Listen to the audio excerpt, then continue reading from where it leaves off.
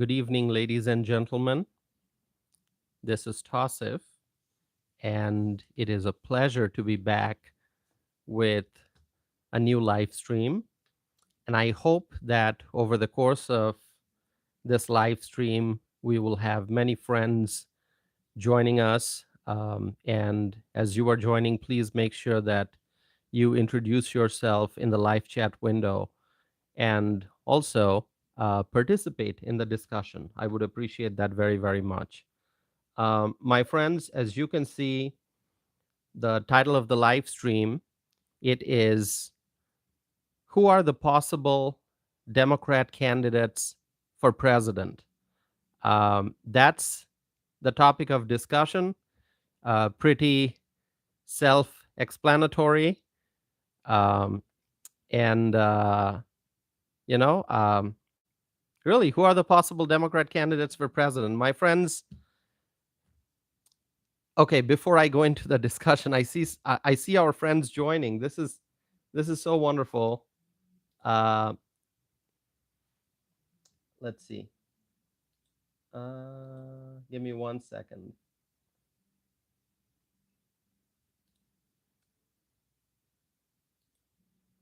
Okay, all right. So I see Bree is here. Frank is here. Bree, Frank, so great to see you both. Thank you for being here. See, it's been a while since I have done a live stream, so I'm very excited to be back. It's been very busy. It's been very busy on my end. And it's all great. Everything's great, but it's been very busy, which is why I could not figure out time to do a live stream. But I'm so happy to be back. So Bree is here, Frank is here, and I hope more of our friends are going to be joining us. So going back to the topic, who are the possible Democrat candidates for president? My friends, J.B. Pritzker is probably in the most comfortable position to run for president. Of course, it is true that he is disconnected from facts and figures, and J.B. Pritzker doesn't understand, or he doesn't want to understand, the will of the people. Okay, so J.B. Pritzker, who's J.B. Pritzker? Most of you know he's the governor of Illinois. He is now serving in his second term. He's a Democrat, and he's running for re-election. Actually, I just published a podcast episode. Some of you may have seen it already. It's on the video version is on my YouTube channel. I talked about J.B. Pritzker. It's called Politics and Pritzker, a governor's pursuit of power. If you have not watched that podcast episode, please do so, my friends. All right. And I want to hear your thoughts on that one. But talking about J.B. Pritzker, he is the governor of Illinois, serving in his second term right now, and he's going to be running for re-election. So he wants to be re-elected for a third term as the governor of Illinois. Okay.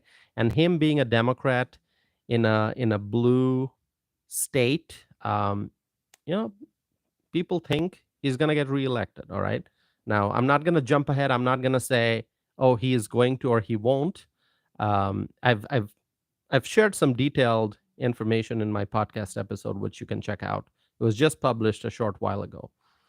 But he is someone who is in a very, very comfortable position. You know, Democrat governor in a blue state like Illinois. He wants to run for re-election. As an incumbent, he has an advantage. So, you know, he's probably thinking that he's going to get reelected as governor in 2026. And then that would kind of clear his path for a presidential run in 2028. I think that's the political calculus. And, you know, as I said, he is in a position of power, but it doesn't mean that he's doing great service. He actually is not. He, you know, as I said, he's disconnected from facts and figures. J.B. Pritzker, he either does not understand or he does not want to understand the will of the people. Now, my friends, That's JB Pritzker, and I may be talking more about him. By the way, Michael Brown is here. Michael Brown, good to see you. James, good to see you. Thank you for being here. I'll try to pause every now and then and just, highlight some of our friends who are tuning in. Good to see you. Great to see you all. Bree, Frank, Michael, James. So, JB Pritzker in a comfortable position. Is he going to run for president? We don't know, but it seems to me that he will. It seems to me that he's going to. Now, keeping that aside for now, let's talk about Gavin Newsom, another name that comes up uh, quite a bit, I think, when people think of, oh, who are the possible Democrat candidates for president? Gavin Newsom. Yeah, Gavin Newsom's name comes up because, in terms of being the governor of a state, I think Gavin Newsom is in a much more powerful position than JB Pritzker. Yeah, Illinois is a big state, Illinois has the city of Chicago, one of the biggest cities in the country, major city, undoubtedly. Um, but then you look at Gavin Newsom, he's got an even bigger state.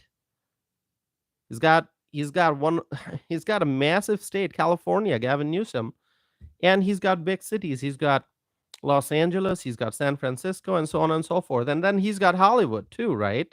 I mean, that's his advantage. That's Gavin's advantage, that Hollywood is in his state, and Hollywood has lots of liberals. We know that, and that gives him advantage. But we also know that he is facing a term limit.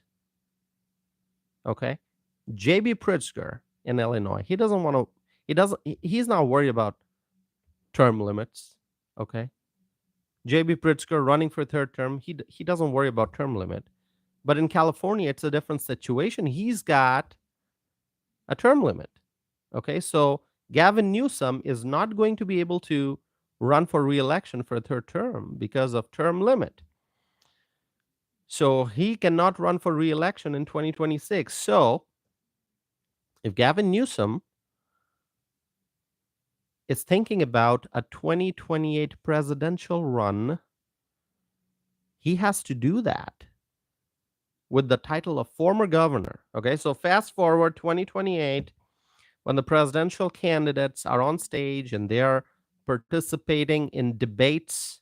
Okay, if Pritzker manages to win his re-election, he's going to appear on stage as Governor J.B. Pritzker of the state of Illinois.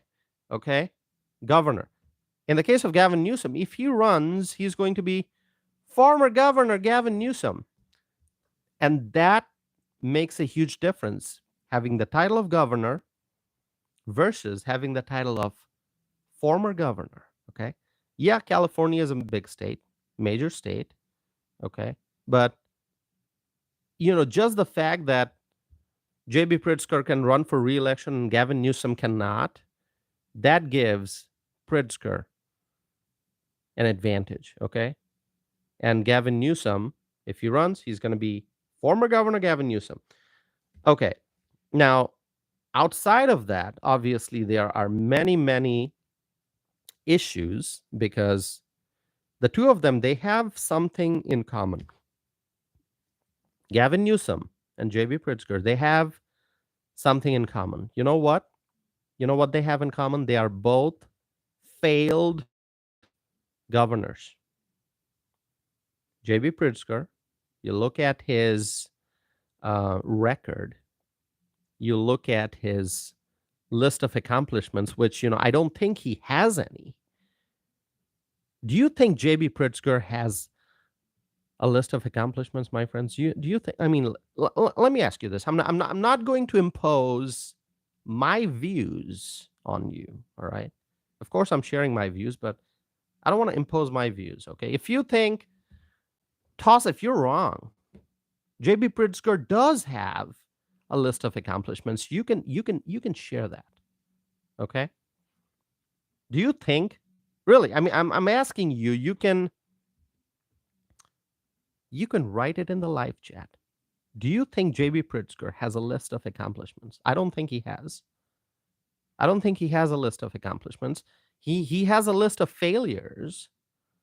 He has a long list of failures, and you just have to look at. And this is something I talked about in my latest podcast episode about J.B. Pritzker.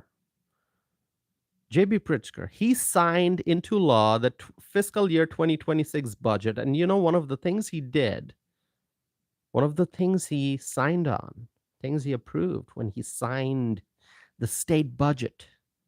You know what he did? You know what's in that state budget, in case you don't know?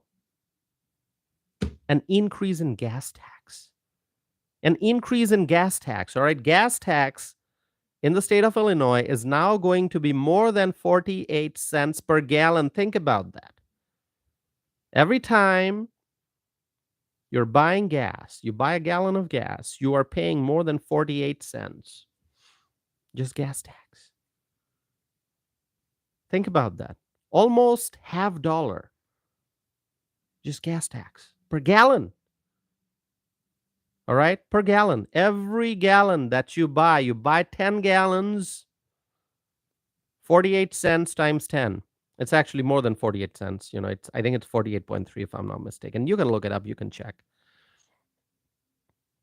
So, let me know what you think about that. I mean, there are other things in that budget. It's actually, you know what? I'm just gonna let you watch the video version of that podcast episode. Okay, just watch that. All right, and it's about J.B. Pritzker. So J.B. Pritzker, failed politician, failed governor. Gavin Newsom, failed governor. That's something they have in common. And so, they are both possible candidates, but really failed governors of two large but very different states, Illinois and California. Now, there's another name that seems to be hovering, and it appears that this man may end up running for president, Democrat. Today we're discussing all Democrats. Today we're talking about Democrat politicians, all right? I'm talking about Pete Buttigieg. Pete Buttigieg, he may run for president. Now, there's a new poll that's out, Emerson College poll. I don't know if you've seen that. Have you seen the results? Emerson College poll. That poll shows among Democrat primary voters, Pete Buttigieg is the front runner for the 2028 Democrat presidential race. And that data is as of June 2025. So most recent poll showing that Pete Buttigieg is the front runner. And so in that poll, many Democrat politicians were included, like Pete Buttigieg and Kamala Harris and Gavin Newsom and Alexandria Ocasio-Cortez, AOC, Josh Shapiro, who's the governor of Pennsylvania, Bernie Sanders, Senator Sanders, Socialist, everyone knows him, Cory Booker, U.S. Senator from New Jersey, and more, okay?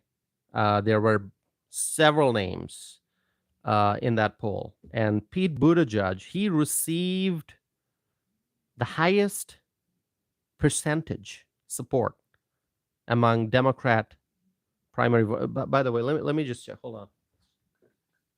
Oh, it's actually raining. I was just wondering because I'm sitting here doing this live stream and I'm wondering, like, I hear like the sound of raindrops, but it's kind of strong. It's like heavy rain, and yes, there's very, very heavy rain right outside my window. So I just have to make sure.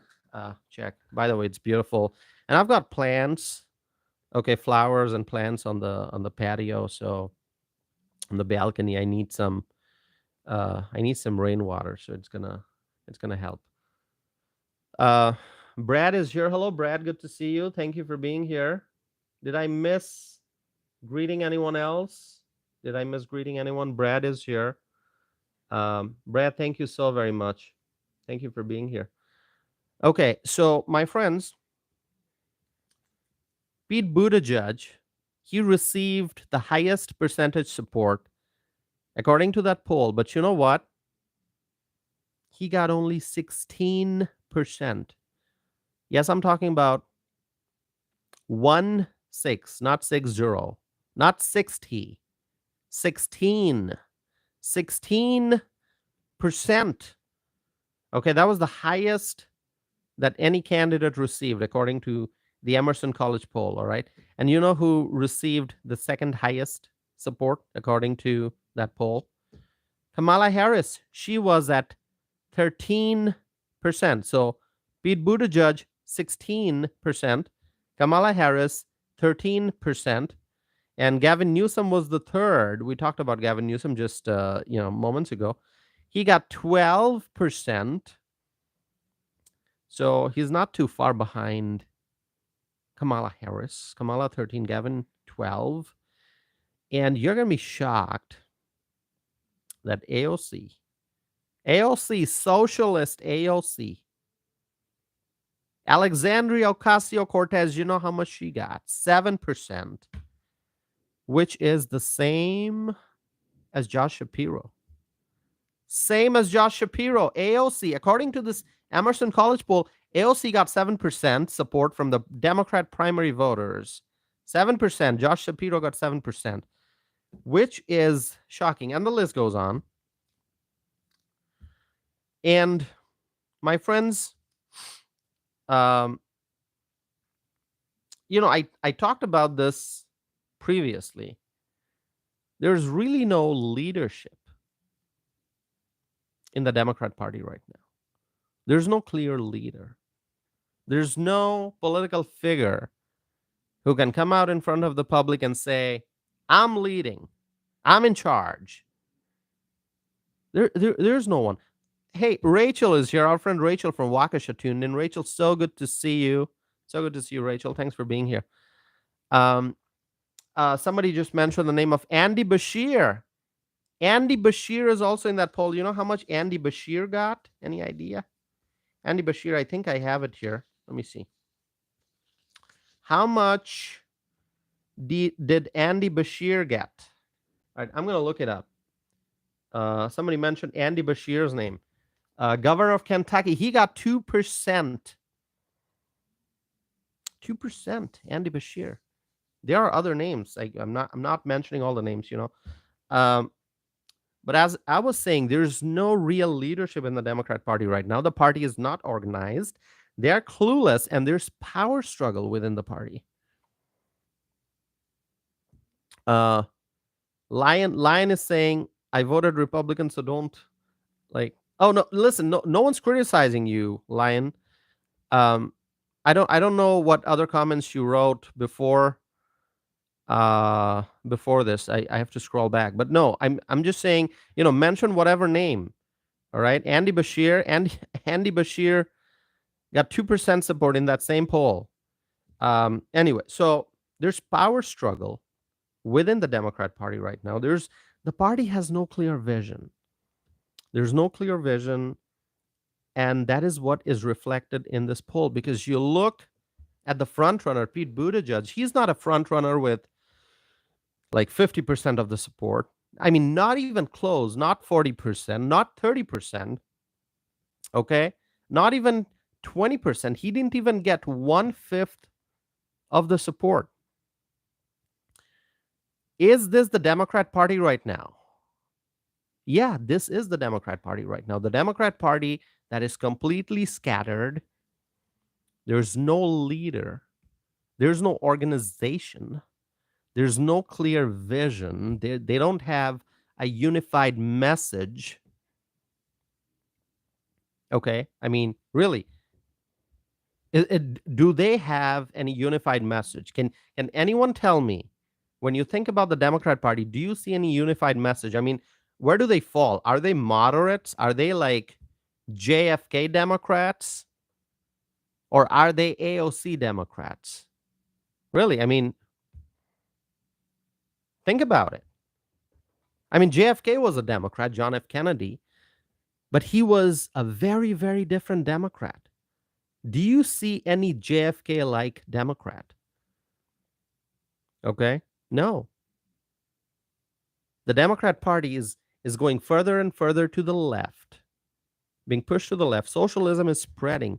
Socialism is growing its tentacles within the Democrat Party. Socialism is something that more and more Democrats seem to be embracing. Candidates that preach socialism, they are gaining more momentum in the Democrat Party. So the Democrat Party is being pushed further and further towards socialism, communism. But even with that, you don't see AOC. I mean, one might think, all right, the party is going towards socialism, the Democrat Party. So AOC should be able to get 50% of the votes from the Democrat voters. No, AOC is at 7%, same as Josh Shapiro, who, by the way, has a completely different image than AOC, completely different style than AOC. He's a completely different person than AOC. They're not like, if it was like, okay, Bernie is at 7%, AOC is at 7%, you could figure something out. Like, all right, they're like similar, they like each other, they are like doing rallies together, so they are politically more closely aligned, Bernie Sanders and AOC. um and they are like political partners, and they are, they've got the same ideology. But that's not the case. You got Josh Shapiro getting 7%, AOC getting 7%. So what does that tell you about the Democrat Party? They are completely clueless. They don't know what is going on. Okay, some people are pulling the party towards communism, socialism. Some people are pulling the party maybe towards like more moderate stuff. uh, and there are a bunch of people in the middle, and there's power struggle. There's power struggle. By the way, our friend Kay Cooper just joined. Kay, so good to see you. Thank you for being here, Kay. Our friend Kay Cooper is here. Thank you, Kay. It's such a pleasure to see you. um so you know and let me just tell you one more thing. the fact the fact that kamala Harris is at 13%, and she is polling below Buttigieg. I mean, Buttigieg is at 16%, which is not even 20%, right? I mean, if somebody says, oh, 16 equal to 20, well, you got to learn math, right? But, the reason why I say 20 is, just in your mind, you think of, all right, did somebody get 1/5 of the support? No. The highest was 16% according to that poll, and that was Pete Buttigieg, not even 20%. And he was never the vice president. He was a cabinet secretary. He was never the vice president. Okay. He was never the Democrat nominee for president, but he's at 16%. And Kamala Harris, who was the vice president, who was the Democrat nominee for president, she is at 13%. What does that tell you about the Democrat Party? It tells me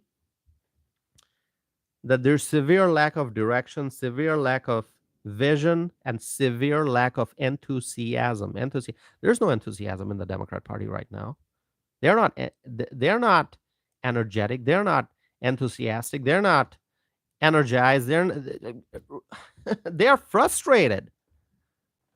They're frustrated. If you talk to the Democrats now, they are so frustrated, and they will tell you, oh, we're looking at the midterms 2026, we're going to gain control of the House, we're going to gain control of the Senate.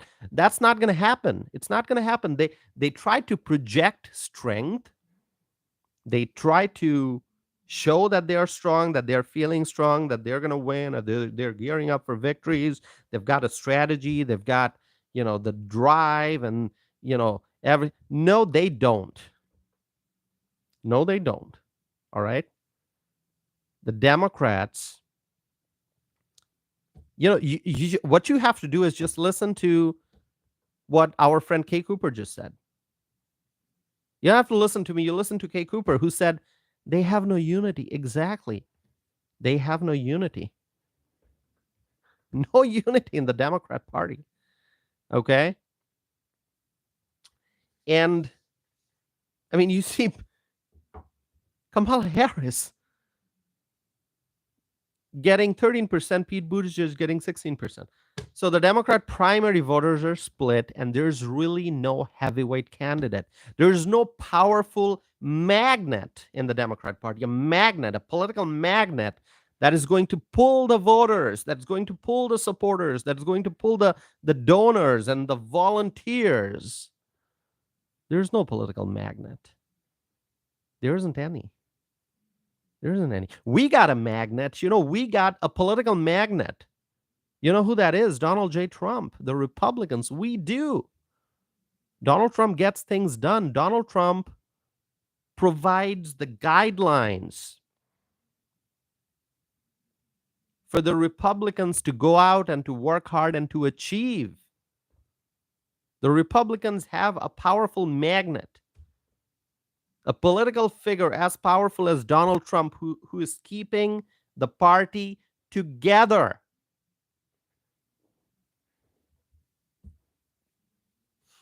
The Republicans are united.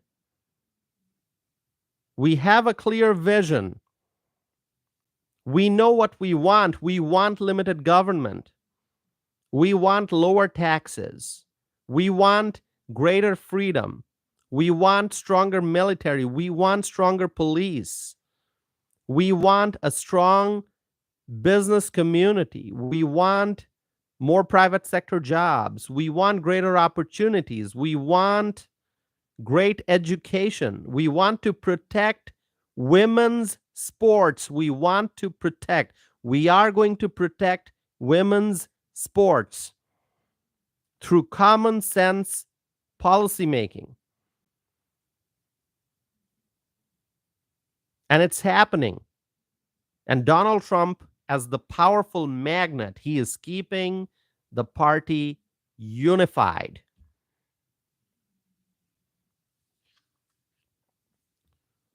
Let me check the live chat here.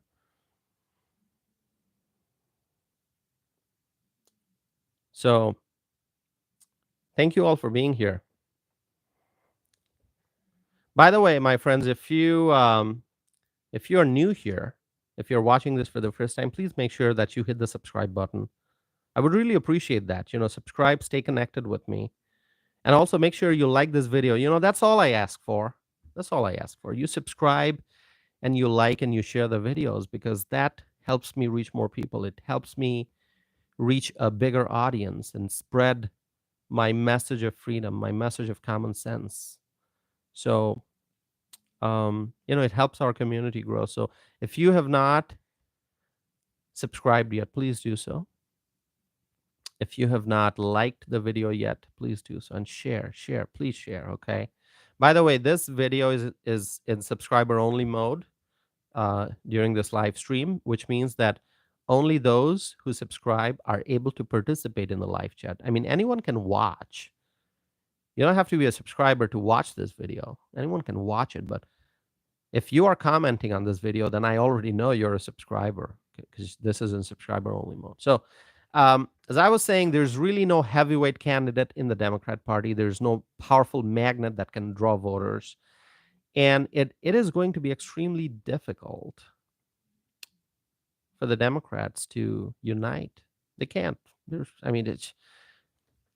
power struggle. And whenever there's power struggle with no clear leader, if Pete Buttigieg would have gotten, let's say, like 50% of the votes, and maybe not 50, even like 45, then one might have said that, hey, seems like Pete Buttigieg is sort of like the leader now. Okay, he's got 45%. No, he got 16%, and that was the highest anyone got in that poll among the Democrats. 16. Okay, possible candidates.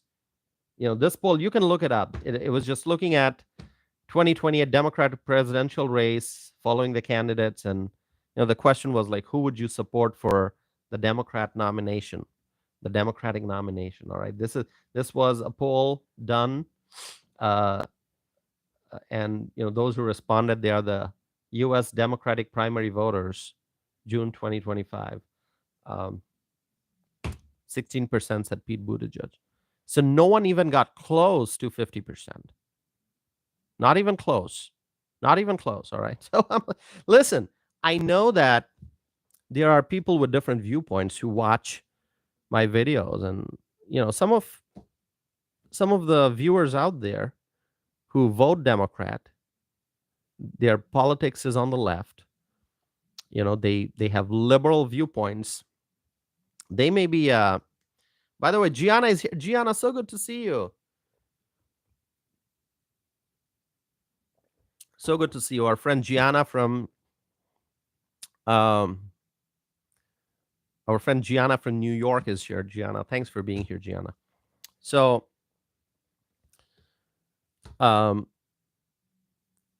know that some of the viewers who are Democrats, who are liberals out there, left-wing viewers, they're probably listening to this and they don't like what they're listening to. All right. Whatever I'm saying, it's probably annoying them. They're probably upset. But you know what? Listen, I didn't come up with this poll. The facts are the facts. The numbers are the numbers. Now, you can say you don't believe the poll results. That's fine with me. If you want to live in a bubble, it's fine. You know what? It's completely acceptable if you want to live in a bubble. If you are a Democrat voter and you deny the fact that the Democrat Party has no unity, you deny the fact that the Democrat Party has no leader, you deny the fact that the Democrat Party has no vision. If you want to say, oh, the Democrat Party has great leader, the Democrat Party has vision, the Democrat Party has unity, if you think like that, then you live in a bubble. And if that's what you want to do, go right ahead. Live in that bubble. Live in that bubble. Not a problem. But you know what? On this channel, we talk about the truth. We talk about the facts, and we use common sense. We use numbers, we use data, we use observation, we look at history.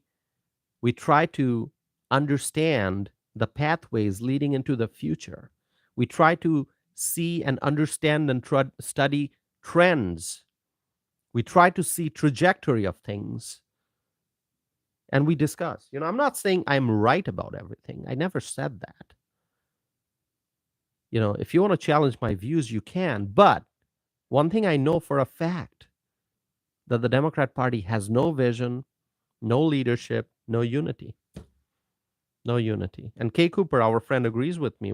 She said there's no unity. So, so our friend Bree from Michigan mentioned the name of Gretchen. Bree, let's talk about Gretchen Whitmer. So, Bree, you're going to love this. Bree, are you listening to me? I just want to make sure Bree is listening to me before I say what I'm going to say. You want to talk about Gretchen Whitmer? I'm going to talk about Gretchen Whitmer. All right. Bree, are you listening? Just say listening, then I'll continue. Okay, Bree is saying I'm here. So Bree, let me tell you, Gretchen Whitmer, yes, one of the possible Democrat candidates for 2028, governor of Michigan. Gretchen Whitmer's name is also included in this poll. You know what percentage she got? Bree, get ready for this, Bree. If you're listening to me, you get ready for this, all right? Put on your seatbelt. You're going to need this. All right? Get your seatbelt. Hold on to your seats tightly, because I'm going to give you the number. She got 3%. 3%. 3% in the poll. Governor of Michigan, Gretchen Whitmer, 3%. Now, it's better than Andy Beshear. Andy Beshear got 2%. Gretchen Whitmer got more than Andy Beshear. She got 3%. So, If that should make Gretchen Whitmer feel good, right? I mean, she got more than Andy Bashir, and there are others who got 2% and 1%. so I don't think I need to say anything more um, than what I've already said, right? About Gretchen Whitmer, 3%. Gianna is laughing too. So, my friends, talking about Pete Buttigieg, who got the highest, 16%, 1/6. It seems to me that Pete Buttigieg has not been very active publicly, or maybe he has been, and I just missed seeing him on TV. I don't know. I haven't seen him on television a whole lot. Have you? I mean, obviously, I can't keep track of all the shows and all the appearances that political figures make on TV. There are different networks. But, as far as I know, from my observation, I have not. As I switch channels, as I listen to different shows, I haven't seen Pete Buttigieg a whole lot on TV. I have not heard about him a whole lot lately. Maybe he is active and I just don't know. Maybe he's doing things behind the scenes. Maybe he's gearing up for a presidential run. Maybe he is. I don't know what he's trying to do. But I just don't know a whole lot about him at the moment. And honestly, I don't think that he has the energy to run for president. I don't think he has the energy. I mean, he's young. He's young compared to a lot of other people. He held a very, very important position, Secretary of Transportation. I mean, being in a president's cabinet, it's a powerful position. Although, what matters is what you do with the power, what you do with the authority, what you do with that position. How do you serve people? And he has not done good public service. No, he has not. Okay. I mean, the Department of Transportation, because of Pete Buttigieg, I mean, the Department of Transportation is a complete mess. And that is something that Sean Duffy is having to fix. Okay. Sean Duffy, the current Secretary of Transportation, who is amazing, Sean Duffy, Secretary Sean Duffy, he is having to fix the damage done by Pete Buttigieg when Pete Buttigieg was the head of the Transportation Department. I mean, that guy, I don't know what he did, but I mean, really, and I've said this before, I don't want to repeat it too much because some of you who have listened to me before, you're going to say, oh, Toss is just repeating the same thing. But I've said this before, Pete Buttigieg, probably the worst transportation secretary in the history of U.S. government. Okay. And Sean Duffy, he's truly amazing. Okay. President Trump picked the right guy for the right job. Sean Duffy, really amazing. So Pete Buttigieg, I don't think that he has the energy to run for president, but you know what? I'm guessing that he will. I'm guessing he's going to run, because pursuit of power. That is something that these politicians, they want. Pursuit of power. They want to pursue power.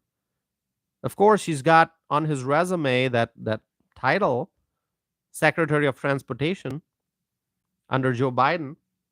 But I mean, does he want to be president? Does he have further political ambition?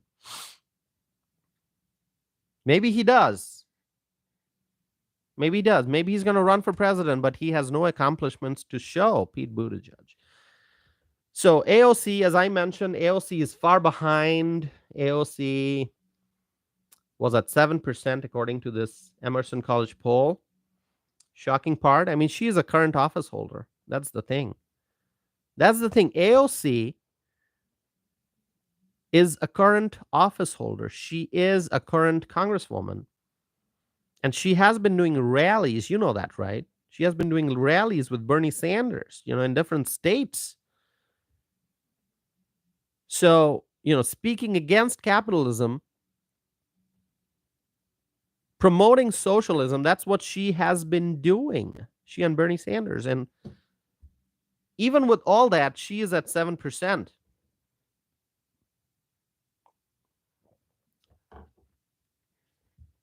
Okay. Um, she's at 7%. So, I mean, AOC is supposed to be this. Um, AOC is supposed to be this left-wing star and an inspirational figure for left-wing voters. But she ended up with 7% of support. How can that be? How can that be? How can that be? Same as Josh Shapiro. Shapiro. I don't know what your views are about Shapiro. Okay, I'm not gonna go into politics too much. I'm just gonna talk about Shapiro's personality. He does not seem to be a charismatic figure. He doesn't seem to be a charismatic figure. You look at Josh Shapiro. I mean, he does not seem to be someone like who's going to appear on stage, take the microphone and do a powerful greeting and energize the crowd, and everyone's cheering, clapping, holding banners and signs, and they are thinking about the future. Oh, President Shapiro, President Josh Shapiro. No, Josh Shapiro does not have the charisma. He doesn't seem to be someone who can truly energize a crowd and build a momentum. No, that's not Josh Shapiro. And then Josh Shapiro and AOC each end up with 7%. Wow, that's a tie. A viewer is asking me, what about Jasmine Crockett? Jasmine Crockett is not in this list. If she's going to run, she's going to have a real difficult time even connecting with Democrat voters. Okay, Jasmine Crockett, I mean, some of the things that she has said, some of the things, I mean, Jasmine Crockett, there's no way. There's no way she's going to go even close to being the Democrat nominee. I mean, I know that the Democrat Party is being pulled further and further to the left, but even with all that, Jasmine Crockett, I don't think she has any chance of getting anywhere near the Democrat nomination for president. All right. I mean, if I'm wrong, we'll see. We'll see. We'll see what happens. So my friends, I was saying Josh Shapiro, not a rock star type politician. Yeah, he's the governor of a very important state, but he's not charismatic. But AOC is someone who is viewed as this rock star figure in Democrat politics. So how come AOC and Shapiro each ended up with 7%, the same number? How can that be? I don't know. I mean, does that mean that socialist Alexandria Ocasio-Cortez is not gaining traction? She's not gaining momentum? Does that mean that the Democrat voters have finally understood that socialism doesn't work, which is why she's not getting support? And talking about socialism, Bernie Sanders got 5%. Emerson College polling. Hey, listen, I didn't do this polling. If you don't like the results, it's not my fault.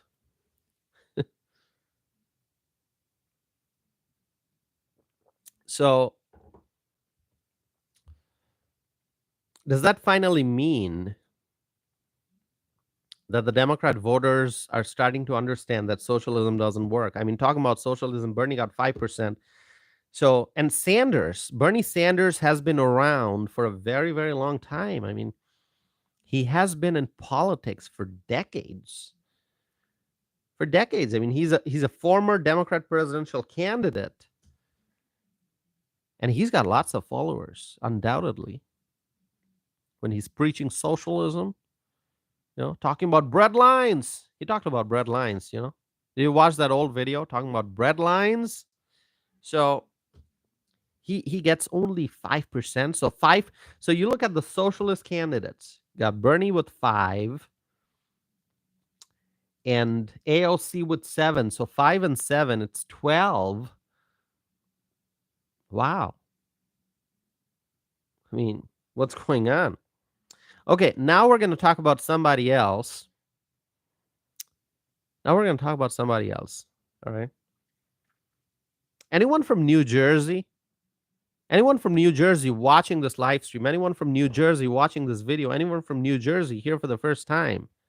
If you are, let me know.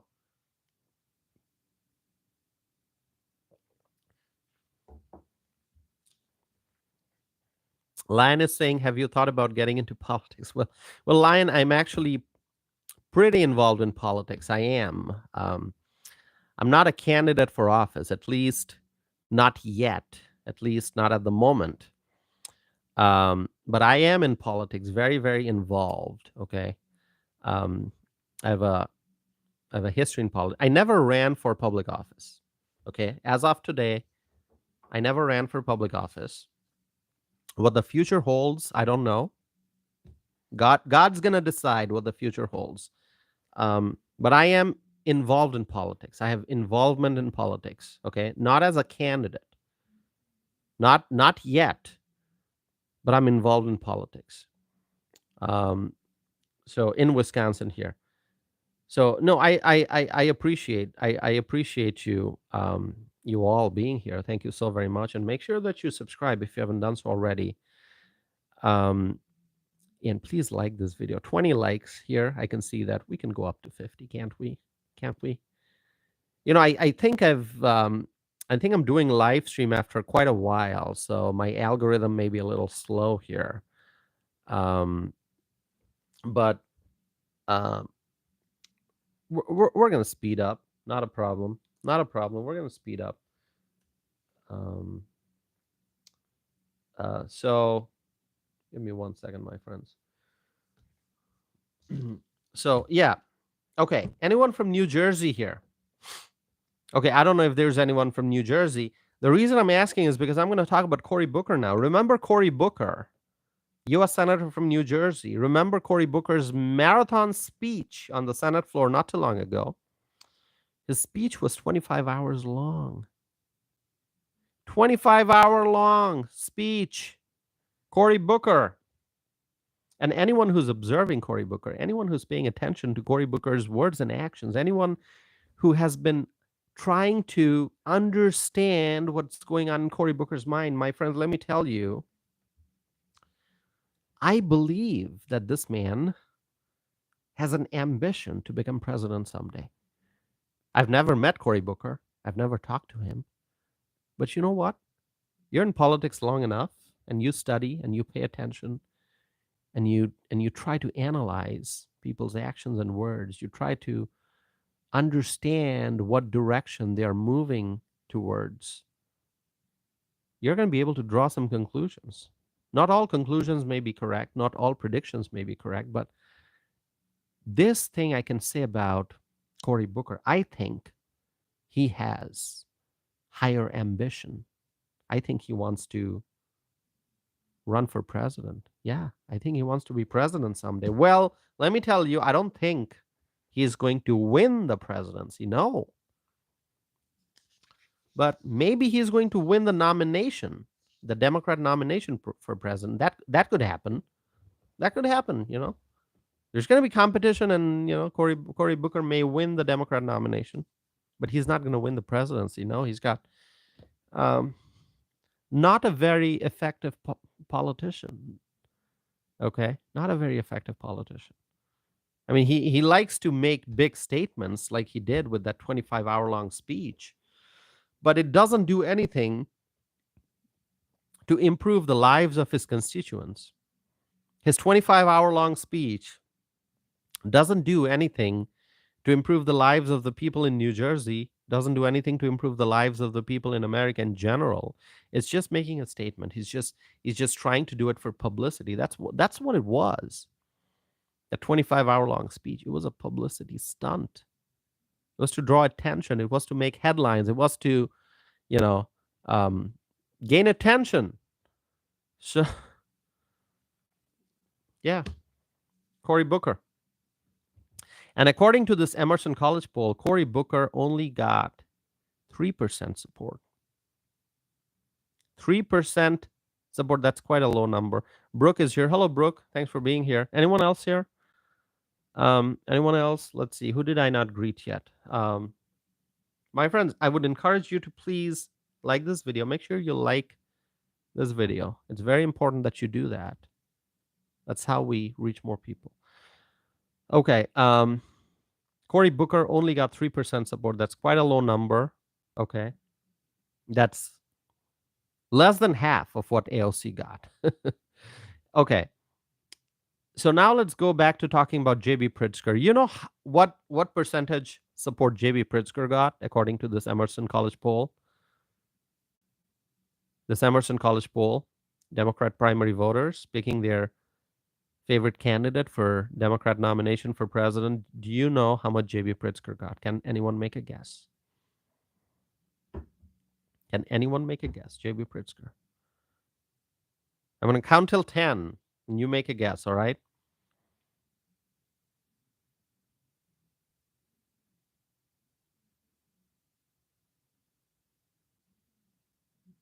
2%. JB Pritzker got 2% support in the poll. Even Democrats don't want JB Pritzker. No one wants JB Pritzker. And this man is getting ready to run for re-election for Illinois governor. He wants to run for re-election. He wants a third term as the Illinois governor. And he's likely going to end up running for president in 2028. And he got 2% support. And there are other names in the poll that I'm not going to discuss in details, just too many hopefuls, I think. Like Wes Moore. Who knows Wes Moore? Do you know who Wes Moore is? He is the Maryland governor, the governor of Maryland. So what? So what? Maryland governor, so what? How many of you have heard about Wes Moore? Okay. How many of you have heard about this guy? What do you know about this guy, Wes Moore? Do you know anything about his accomplishments? Do you know anything about, what kinds of efforts and initiatives he has? I mean, really, you know about Wes Moore? Like when I mention the name Wes Moore, do you feel like, oh, Wes Moore? Yeah, we know a whole lot about Wes Moore. You know, he's got a long list of accomplishments. He's doing this, he's doing that, he's achieving this, he's accomplishing that. That's not how you respond when I mention the name of Wes Moore. Yeah, Maryland governor. So what? Yeah, well, probably going to run for president. I don't know. He might. But all I can tell you is that Wes Moore got 2% like JB Pritzker. 2% support in the Emerson College poll. So can he even get to the Democrat Party nomination? I don't know. I'll let you answer that. With 2% support, I don't think so. Now, there's no guarantee that each and every person on this list will run. There's no guarantee. Okay. Is Pete Buttigieg going to run? There's no guarantee. Is Kamala Harris going to run? There's no guarantee. Gavin Newsom, AOC, Josh Shapiro, Bernie Sanders, Cory Booker, Gretchen Whitmer, Andy Bashir, JB Pritzker, Wes Moore. Are they going to run? Some may, some probably won't. Who knows? We don't know. I mean, Andy Bashir. What are his chances of success? I mean, when you hear Andy Bashir, does it seem like, oh, this is going to be someone like a heavyweight candidate from the Democrat Party, and he's going to energize the Democrat Party base, and he's going to surge in the polls, Andy Bashir? No, that's not going to happen.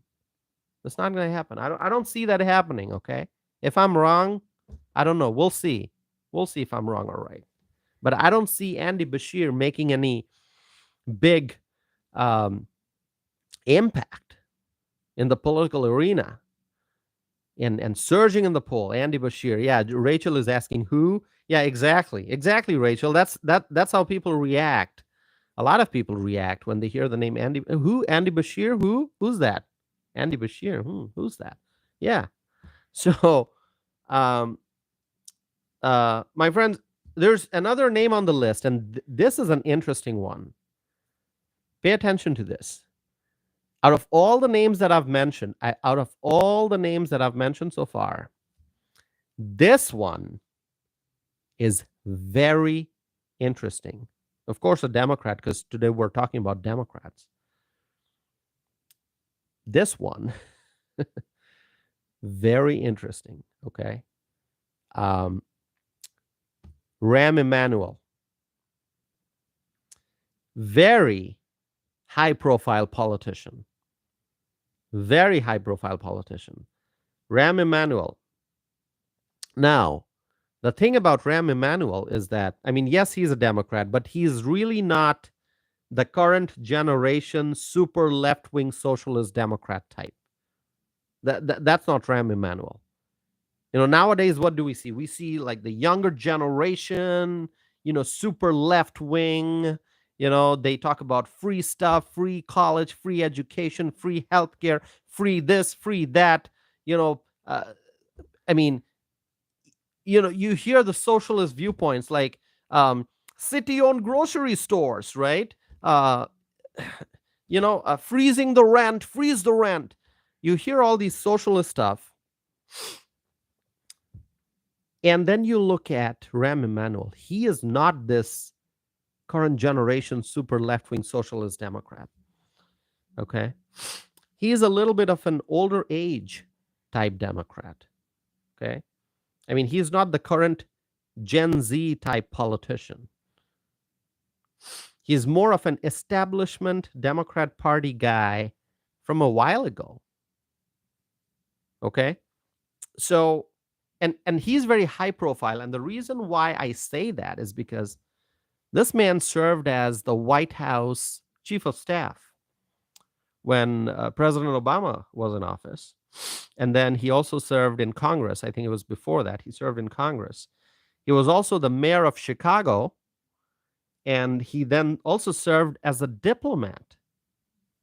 So when you put all that together, his service in Congress, serving in the White House as the chief of staff, being the mayor of Chicago, and then serving as a diplomat, undoubtedly, he's a very experienced politician. And a viewer is asking, isn't he a friend of Obama? That's what I know. That's what I know. He is a friend of Obama. Yeah. Both Illinois politicians, Obama and Rahm Emanuel, yeah, they are friends. So this is a very high-profile politician. He has served in different bodies, if you think about it. I mean, he served in the legislative branch in the federal government. He served in the executive branch in the White House as the White House chief of staff. He served in local government as the mayor of Chicago. He then served as a diplomat. Very high profile, experienced politician. And the advantage that he has is he has been very successful in politics because he has held so many different titles. So he knows how to be successful. I mean, of course, I disagree with probably most of his viewpoints because he's a Democrat. He's a Democrat. Okay. So, if he's listing his policy positions, I'm probably going to disagree with most of it. But one thing you can't deny is that this person has been successful in the things that he has done. And then he has also seen the failures of the Democrats right now and how the Democrat Party has been dragged further and further and still being dragged further and further to the left. And so he can see the things that worked. He can see the things that did not work. And he's learning lessons. And given the experienced politician that he is, he might take all that experience and decide to run for president from the Democrat Party. He might do that. Now, it'll be interesting to see if he's going to run. Okay? Now, although he is pretty widely known, especially to the older generation, I mean, millennials know who he is. Gen X, baby boomers, they know who Rahm Emanuel is, but Gen Z may not know a whole lot about Rahm Emanuel. So I'm not sure that he has a strong connection to the new generation Democrat Party voters. Okay, so that's going, I mean, the kind of connection that AOC has with the Gen Z type voters. Rahm Emanuel may not. Now, I have not studied this topic, so I'm just telling you from things that I observe, things that I analyze. I haven't studied it too thoroughly, but you know what? 2028 is far away still. I mean, we are in the middle of 2025, in the second half of 2025. So you got half of 2025 left. You got 2026. You got 2027. So Rahm Emanuel has time to figure all these things out. So he may decide to run for president from the Democrat Party. But you know what? Right now, according to this Emerson College poll, he is polling at 1%. 1%. I mean, it can't go lower than that. Anything lower than 1% is zero. Okay. Zero. So you see where the Democrat Party is. Okay. You got a failed Secretary of Transportation who got the highest support, but that also less than 1/5 of support. He's at 16%. Pete Buttigieg, the worst transportation secretary in American history. Pete Buttigieg is the leading candidate of the Democrats with 16% of the support. You got Kamala Harris, former VP, former presidential nominee, 13%. Gavin Newsom, one of the worst governors in the country, 12%. You got Alexandria Ocasio-Cortez, she's supposed to be this socialist superstar. She's at 7%, tied to Josh Shapiro, who's at 7% too. Bernie Sanders at 5%, Cory Booker at 3%, Gretchen Whitmer at 3%, Andy Beshear at 2%, J.B. Pritzker at 2%, Wes Moore. Who knows Wes Moore? Very little name recognition, Wes Moore. He's at 2%. Rahm Emanuel is at 1%. That's why I said it at the very beginning. You don't know where the Democrat Party is going. No one knows. No one knows where the Democrat Party is going. The party's clueless. Okay, clueless. Clueless. So my friends, candidates will probably start campaigning maybe sometime in 2027. I think it'll be right after the midterm elections. So right after November 2026, candidates will start campaigning for 2028. Okay. I mean, you can kind of tell who's getting ready to run. But then really after November 2026, you're going to see the Democrats really go into like full campaign mode. Things will start rolling on their end. But understand one thing, there's a first strike advantage that will have to be taken into account. So whoever jumps in first probably has an advantage. Not always, but often, because an early entrant may have a fundraising advantage if donors start lining up. So the sooner somebody says that, oh yeah, announcing candidacy for president, donors will start lining up. They'll start making decisions who they're going to support, who they're not going to support. But then again, sometimes if you have, let's say, half a dozen or a dozen candidates who already announced their run, but then donors and supporters don't really feel connected strongly to any of them. Like you may have 10 choices. So the Democrats may have 10 candidates, and the Democrat voters and donors and supporters, they look at these candidates and they say, oh, none of them. There's really no one in this list of 10 who seems to be the one. So they may not support any of them. They may just be looking for someone better, someone better, someone better. Who's better, who's got better prospect, who's more charismatic, who's going to be a stronger candidate, who's going to be working hard. If that's the case, then somebody who jumps in late may have an advantage. Somebody who jumps in late may have an advantage. So you got first strike advantage if you announce early. Then there may be an advantage to announcing late. Okay. But here's something about the Democrats as a whole. You know what? They're a failed party. They are a failed party. There's no doubt about that. Jamie is here. Hi, Jamie. Good to see you. Thank you, Jamie, for being here. Anyone else here? Good to be doing a live stream after quite a while. I'm glad to be back. So please subscribe if you haven't done so already. Like this video, share this video. Richard is here. Hello, Richard. Give me 1 second, my friends.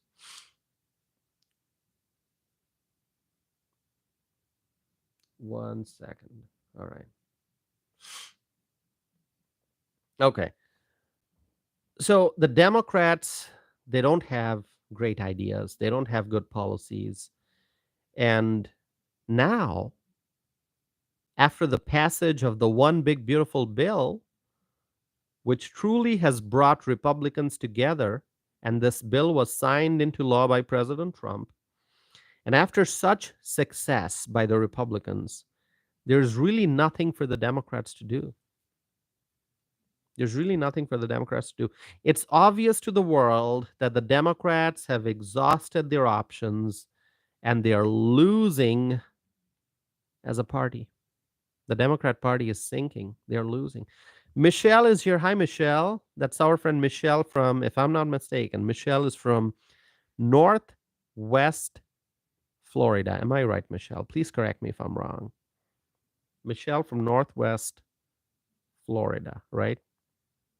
Let me know, Michelle.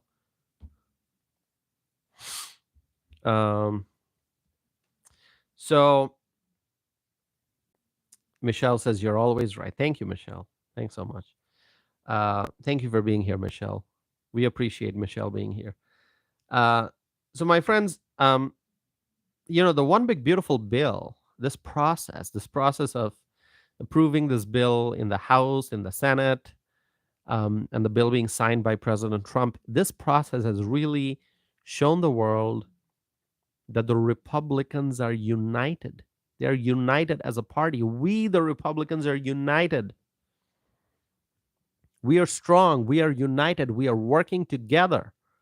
Yes, we have differences of opinions. Yes, we have disagreements. Different people have different viewpoints within the same party, but that is what makes our party strong. Because we believe in dialogue, because we believe in sharing of information and sharing of knowledge and learning from each other and talking about the differences and trying to find common ground. That's what we do. We, the Republicans, we are stronger than ever before. And the passage of the One Big Beautiful Bill and the bill being signed into law by President Trump has shown the strength of Republican unity. And it's not just the Republicans, the American people are applauding and cheering. So American people all over the country, American people who may not identify as a Republican or a Democrat, American people who simply believe in common sense, they love this country, they believe in smaller government, they believe in cutting taxes, they believe in cutting red tape, they believe in greater freedom, they believe in a stronger economic climate. Freedom-loving Americans, they are cheering, they're applauding, they're happy. Because we are winning as a country, my friends. So, and if you look at the Emerson College poll, which I talked about, in details, you're going to find something. Now, let me reveal this to you. I told you that this Emerson College poll showed that the highest percentage support that a Democrat candidate got, not a candidate, but possible candidates, it was Pete Buttigieg with 16%, 16%. But you know what? There's actually a bigger number in the poll. And you know who got that? You know who got 23%? Any idea who got 20? 16% is what Pete Buttigieg got, but 23% is undecided. Undecided. 23% of the Democrat primary voters are undecided. So they have not picked anyone. They don't know who they are going to support for president. They don't know if they're going to support AOC or Gretchen Whitmer or Pete Buttigieg or Kamala Harris or Bernie Sanders or Josh Shapiro or JB Pritzker or Gavin Newsom or Wes Moore or Rahm Emanuel. They don't know. They are undecided. 23%. It is very significant. 23% of the Democrat primary voters, almost 1/4 of the voters, do not know who they are going to support. And what does that tell you? What conclusion can you draw from that? The Democrat politicians are failing, and the Democrat voters realize that. They can see what is going on. They can see that the Democrat Party is sinking. The Democrats, they want to fundraise, so they will try all the tactics to gain support from their base. But at some point, the voters are going to realize that the Democrat Party is a party of empty promises and failed policies. On the other hand, the Republican voters can see that the Republicans are fulfilling the promises made to the American people. And so the Republican coalition is becoming stronger while the Democrat Party is falling apart. The party is failing. The Democrat Party is failing. And the Republicans are becoming stronger every day. So in conclusion, my friends, I'll say that there are quite a few possible candidates from the Democrat Party for the 2028 presidential race, but their party as a whole has no chance of winning in 2028 if the Trump administration and the Republicans continue to be as successful as they have been this year so far. Our friend AC Cruz is here. AC, so good to see you. Our friend AC Cruz from Arizona. Wonderful to see you, AC. Thank you for being here. Thanks for always supporting this channel. Thank you for being a part of this community, AC. Everyone, please say hello to our friend AC Cruz. Thank you for being here, AC. My friends, the momentum that the Republicans now have must be maintained. And I'm going to highlight some Republican accomplishments. The list is long. I can't discuss the whole list, not right now. But I'm going to highlight some Republican accomplishments. Border security, mass deportations taking place, grocery prices coming down, U.S. manufacturing becoming stronger, and the Trump administration is unleashing American energy, and we are protecting women's sports. We are strengthening the U.S. military. No tax on tips, no tax on overtime, and there's a lot more. This is not the complete list. The actual list of accomplishments is very, very long. This is not the whole list. These are just a few highlights, my friends. Celebrate, be happy, feel good, feel positive, feel hopeful, feel optimistic. There's a lot more. Many more accomplishments already achieved and many more to come. So, my friends, this strong momentum favors the Republicans. And if this trend continues, then it will lead the Republicans to more victories in 2028, including a victory in the presidential race. So, doesn't matter who the Democrat nominee is. Doesn't matter who the Democrat nominee is for 2028. Who is it going to be? JB Pritzker, Gavin Newsom, Pete Buttigieg, AOC, Bernie Sanders, Cory Booker, Andy Beshear, Wes Moore, or anyone else from the list of potential candidates that I talked about.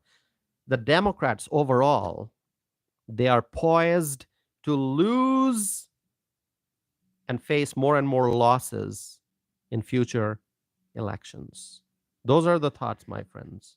Those are the thoughts for today. Share with me your thoughts. Really, share with me your thoughts, my friends. I'm going to wrap up this live stream now. But if you would please kindly share this video, I would really appreciate that. Share this video, help me reach more people. And I'm going to try to do more live streams, definitely. Whenever I have time, I'll try to do more live streams. But when I can't do a live stream, if I can publish maybe a 10-minute, 20-minute podcast episode, I'll do that. So make sure you watch my videos and just share the videos, like the videos, tell your friends, family members, and your neighbors about this channel. Bring more people, help this community grow in size. Okay. Thank you so very much, my friends. I appreciate you all. Thank you so very much. It's so great to reconnect with all of you. Thank you. And, I do appreciate all the comments that I get on all the videos, including my cooking videos. I appreciate that. I appreciate that. Michelle, thank you so very much. Yes, we're doing well, Michelle. Thank you. Bree, AC Cruz, Frank, everyone here, Rachel, everyone, thank you so very much. Um, please support this channel. That's all I ask for, nothing else. Subscribe, like, and share. That's it. That's all you have to do. Subscribe, like, and share. Thank you, my friends. I'm going to be back again very, very soon. So stay connected. And Brooke says, we appreciate you. Thank you so much. Thank you so much, Brooke. Thank you so very much. By the way, I'm going to write my email address. If anyone wants to share thoughts with me afterwards, you can do that. Tossif@tossifanam.net. That's my email address. Feel free to send me an email, okay? And I do send out e-newsletters. I'm starting to do that again. So some of you may have received it already. Kay, I think I added you to my list, Kay. If you didn't get the last one, you'll get the next one, hopefully. Yeah, please, once you email me, I'll have your email address, and then I can add you. So thank you. Thank you so very much. My friends, please email me, tossif@tossifanam.net. And I'll be back again soon. So have a wonderful evening, my friends, and have an amazing Independence Day weekend. I love America. Thank you all, my friends. Have a great evening. Thank you.